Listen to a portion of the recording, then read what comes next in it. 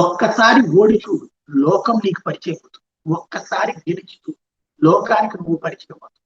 ఈ సామెత ఇప్పుడు కేరళలో రుజువు చేసి భారతీయ జనతా పార్టీ అస్సలు పట్టించుకోని స్థితి నుంచి భారతీయ జనతా పార్టీ ఇవాళ సెంట్రిక్ గా ఎందుకు అక్కడ బాగా హైలైట్ అవుతుందయ్యా అంటే, అక్కడ గెలిచింది ఒక్క తిరువనంతపురం కార్పొరేషన్, కొన్ని పంచాయతీలు.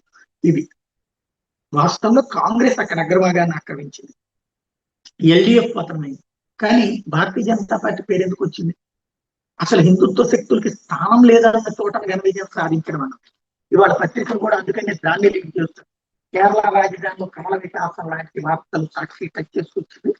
కమ్యూనిస్ట్ కోటలో 45 తర్వాత ఎట్టకేలకు బీజేపీ బాగా వేసింది. కేరళ రాజధాని తిరువనంతపురం కార్పొరేషన్ ఎన్నికల్లో తొలిసారిగా బీజేపీ ఒంటరిగా పోటీ చేసి సంచలన విజయం సాధించింది. 101 వార్డులకు గాను 50 చోట్ల బీజేపీ అభ్యర్థులు ఘన విజయం సాధించి మేయర్ పీఠంపై కన్నేశారు. సిపిఎం సారథ్యంలోని వామపక్ష ఎల్డీఎఫ్ కూటమి కేవలం 29 స్థానాలకు పరిమితమైంది. కాంగ్రెస్ నేతృత్వంలోని యూడీఎఫ్ కూటమి 19 చోట్ల గెలిచింది.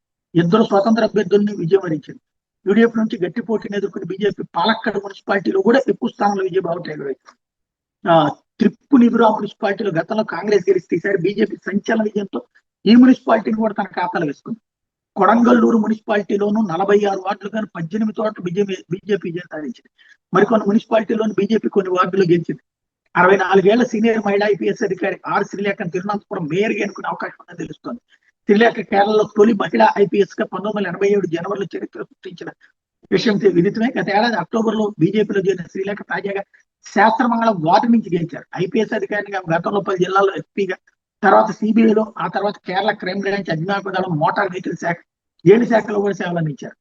తిరువనంతపురం కార్పొరేషన్ ఎన్నికల్లో బీజేపీ ఘన విజయం మీద మోడీ ఆనందం వ్యక్తం చేస్తూ తన సొంత సామాజిక మాధ్యమ ఎక్స్ ఖాతాలో శనివారం పోస్ట్ పెట్టారు. తిరువనంతపురం ఓటర్లకు నా కృతజ్ఞతలు. తిరువనంతపురం కార్పొరేషన్ ఎన్నికలు బీజేపీ ఎన్డీఏ కూటమికి అనుకూలంగా వచ్చిన ఈ ప్రజా తీర్పు కేరళ రాజకీయాలు కీలక మలుపు. ప్రజల ఆకాంక్షలు బీజేపీ మాత్రమే నెరవేర్చగలదని ఎన్నికల ఫలితాలు రుజువు చేస్తున్నాయి. నగర అభివృద్ధితో పాటు ప్రజల ఆనందమయ జీవనానికి అనుగుణంగా నగరాన్ని పాలిస్తాం.